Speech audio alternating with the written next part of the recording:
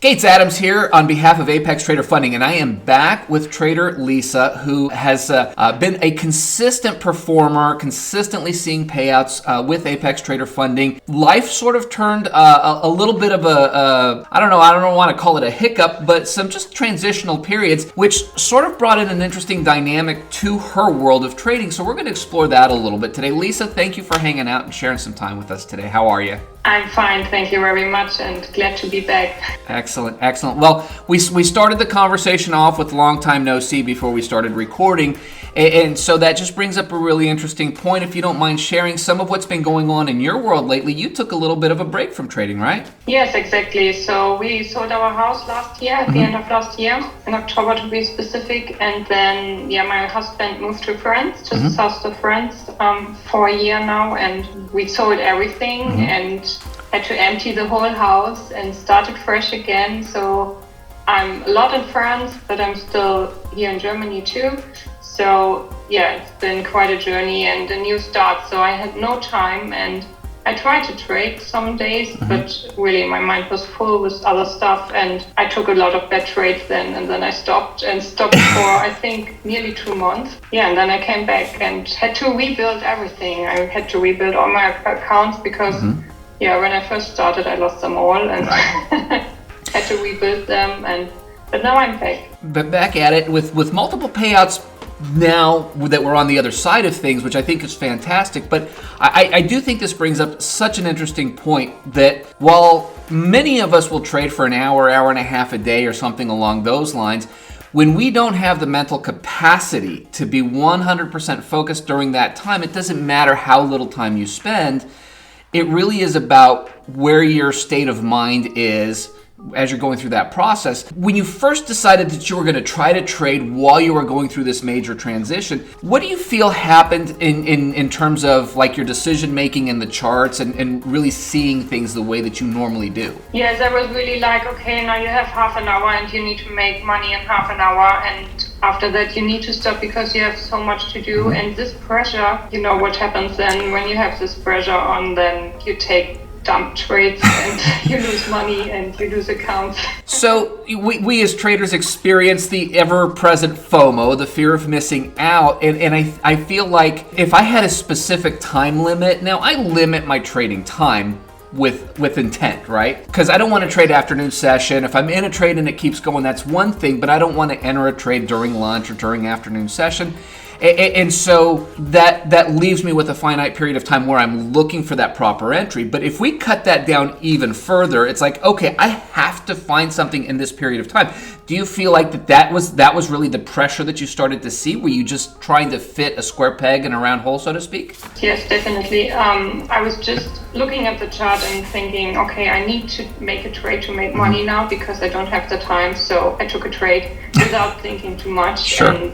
And I think that's sort of the tendency, especially someone like you who has been so consistent for so long. I don't even know how many interviews we've had the opportunity to do over the last, year and a half. I don't know. I don't even remember when we had our first one at this point. But me neither too. But when you have already that confidence and that level of consistency, do you feel like you borrow the confidence from your past experience that gives you maybe a false sense of confidence if you're trying to squeeze it in? Yes, I think that's a problem.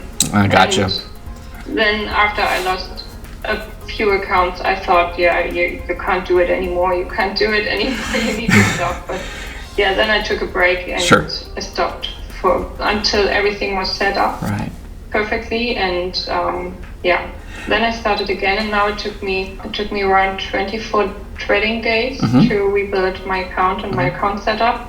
And now I had 3 payouts this month already and 2 more lined up. So I just need to get the days and then I can request the next one. So I love that. Yes, I think I'm back on track, and when I have a day that is really busy, then I don't trade.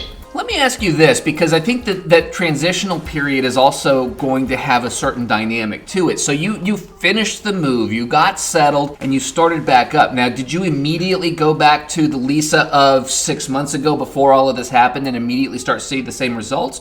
or did you have to go through a period of sort of hit and miss until you got back into the groove of things? No, I sized down with my PAs, so I have no problem doing an evaluation account in one day, so that's not a problem. Right. Sometimes I lose one, but the second one I definitely get. So. Right. There's that confidence. Yeah, with evaluations it's something different, but right. when you have a PA, then your mindset needs to change completely. Before this period, I had a goal of making $300 per day per account. Right. And after that, I sized down completely. So I sized down to $100 per day. And when I had a good day, then of course, maybe I made 200, maybe I made 250, but never more. Yeah, I was gonna say, I think that's such a wise move because it's like anything. When you're in the rhythm, when you've been consistently doing this week after week, month after month, you're sort of in the zone, I guess a lot of people will say. And when you take that break, it's like, if you're an athlete and you do not practice for several months, you can't go back into game condition on day one. And I think people tend to forget that just because it's not necessarily a physical move, right, that mental capacities does have to build back up. And clearly the route that you've taken was the smart route, because it got you back into the game, it got you back into the consistency, and now here you are, 3 payouts in, 2 more pending or on the way. Now you're back into peak condition for trading. And so my expectation, now of course don't take this for anything other than just I've had a chance to chat with you enough times, is that we'll probably start to see you pretty consistently again as things stay more constant. I'm so excited to hear how this continues to grow and develop after that break, because I think so often we as traders do not take into consideration the things that are going on outside of our world of trading and really focus on making those adjustments as needed in the charts. Yes, that is super important. And it is also important to build this positive habit, to make profit every day. Right. And even if it's only 50 or 100 bucks a day. So it's so important that you have this consistent profit and you're consistently good. That makes you profitable in the long way. So I love it. Of course, I take losses too. But, yeah. We all do. That's part of the game, and that's part of course, what we have to mentally be prepared for and be able to handle appropriately. Because I know for me, that's usually where the rubber meets the road. If I'm really in a good place, that's where I'm going to make those better decisions after a loss. Whereas if I'm struggling in one way or another, or in another area of my life, I'm more likely to take my focus off of what's really important in my trades and just try to do, make it up or chase it, whatever the case may be, revenge trade as we all like to call it. So, well, thank you so much for continuing to share your journey. This is always so much fun and always such a pleasure to get a chance to chat with you. Definitely keep me posted. Let's catch back up here in a few weeks and see where things go from here. Perfect. See you soon. Excellent. Thanks, Lisa. We'll chat soon.